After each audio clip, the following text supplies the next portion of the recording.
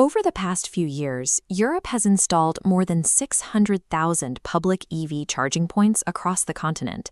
If you are worried about getting stranded on the side of the road with a dead battery, you can let that go. The sheer density of chargers today makes running out of juice highly unlikely. This map shows that density, over 600,000 stations packed from Portugal to Poland. But as those dots break apart, you see the problem. They aren't unified. They're fractured across dozens of competing networks, like Ionity, Fastnet, and ENBW, each with distinct pricing. We have traded range anxiety for network anxiety.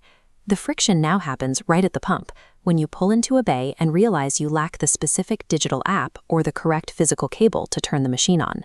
That friction has a hard cost. Pull into a station unprepared, and you might end up paying 3 times the local rate. Or worse, you find yourself parked in an underground garage with zero cell service, unable to download the app required to initiate the charge. To bypass this, you need to build a curated tech stack.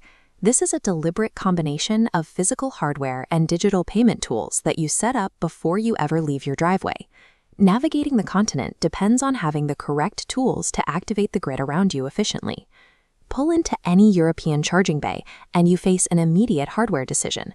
You have to choose between 2 entirely different plug standards. First is destination AC charging.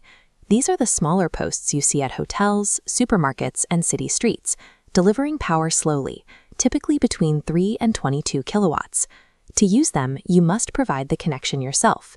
You are required to physically pull a Type 2 cable out of your own trunk to bridge the car and the post. The trade-off for that extra step is financial.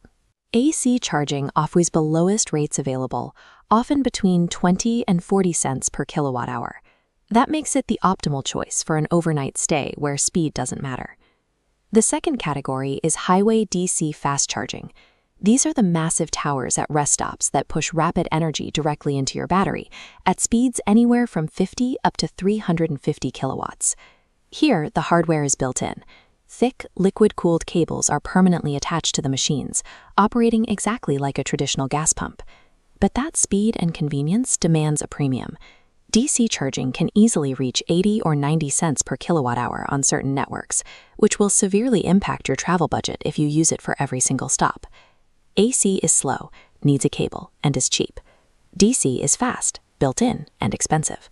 But a crucial caveat, your car's hardware limits intake. A 100 kilowatt car at a 350 kilowatt station won't charge faster, you just pay premium prices. Ultimately, your hardware choices dictate your schedule. You rely on AC chargers to save money while you sleep, and you pay for DC chargers to buy back your time on the highway.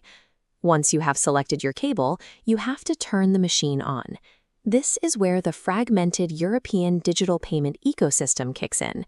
The traditional method is downloading a localized mobile app specific to whatever brand of charger you happen to be parked in front of. Using the operator's native app guarantees you the absolute lowest local rate, cutting out all middlemen. However, those apps require a steady cellular data connection. Standing in a foreign country, trying to download, register, and input credit card details on a weak roaming signal is a constant point of failure. The alternative is an aggregator or a roaming service, like Electroverse or Plugsurfing.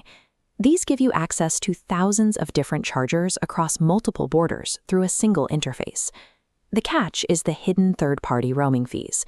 Using a single aggregator for everything can significantly inflate the total cost of every session you initiate.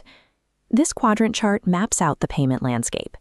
Direct apps require high setup effort for low geographic coverage, while aggregators offer massive cross-border coverage, but demand less setup time, albeit at a higher financial cost. Because software can fail, there is a backup rule. Carry a physical RFID card in your glove box. Tapping a physical card directly on the machine allows you to bypass cellular dead zones or broken touchscreens entirely. The digital ecosystem forces a strict compromise.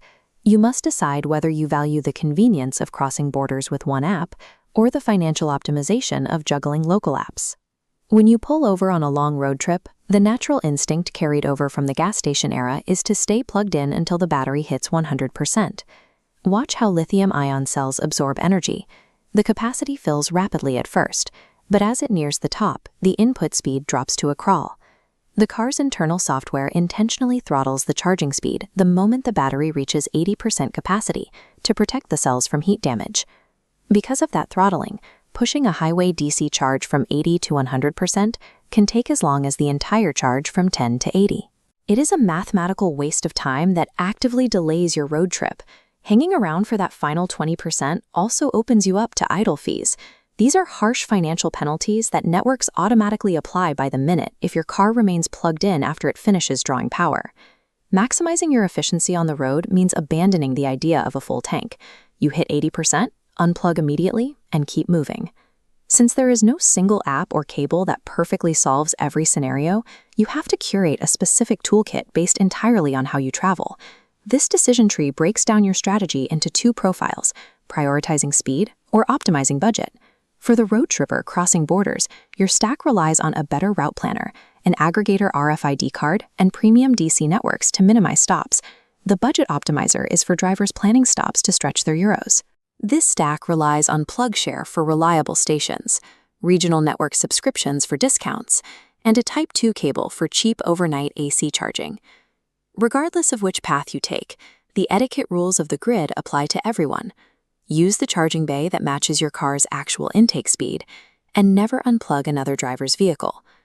When you load the right customized stack of hardware and software before you leave, the logistics of a cross-border trip become a predictable routine.